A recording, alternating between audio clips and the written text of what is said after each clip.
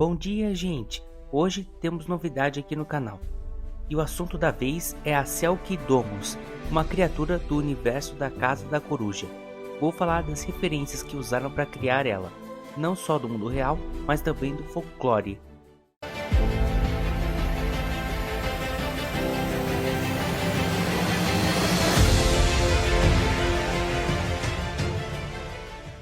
Muito bem.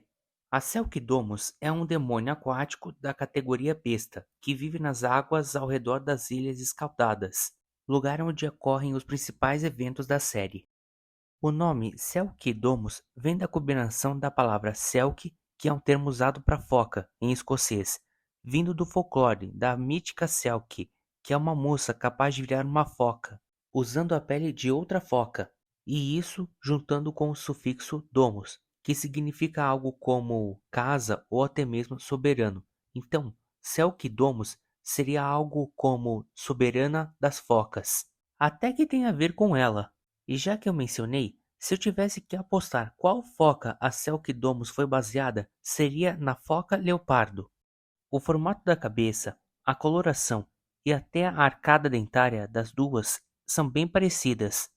Provavelmente elas têm o mesmo nicho ecológico.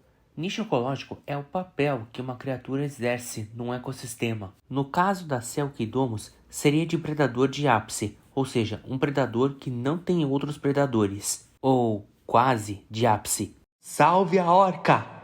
Salve Jota! Salve Jota! Salve Jota!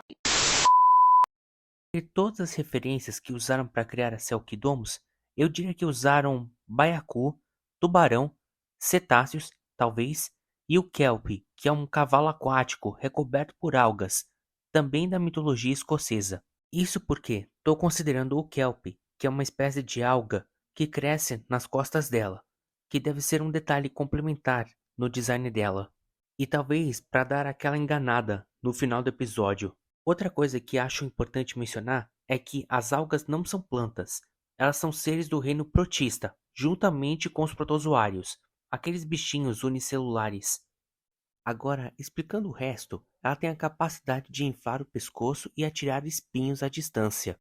Com certeza tiraram isso do baiacu, mas esse não atira espinhos. Que pena. As barbatanas dorsais são mais parecidas com as dos tubarões.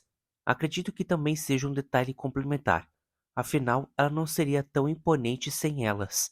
A cauda com certeza se parece mais com a dos penípedes, só que à primeira vista tem um formato mais parecido com a de um cetáceo, de uma baleia, de um golfinho ou de uma toninha.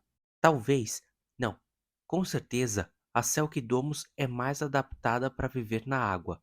Claro que no universo da Casa da Coruja, as criaturas são mágicas, então não precisam de adaptações reais para sobreviver. No concept art antigo, a Selkie-Domus tinha um aspecto mais reptiliano, e a pele cinza parecia que estava sendo vestida por ela.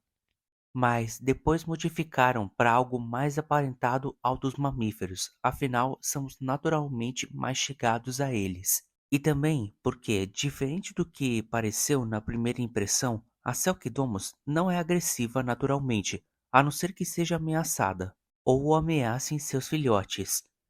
Na real, ela é uma criatura calma por natureza, e com bastante potencial para mais aparições, e certamente muito bem desenvolvida.